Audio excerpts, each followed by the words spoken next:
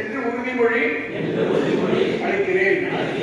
மேலும் நான் செய்யும் தொழிலை சிறந்த முறையாக செய்து கஸ்டமரின் மனதை கவரும் வகையில் பணிபுரிவேன். Customer is king. Atmosphere is precious. Thank you.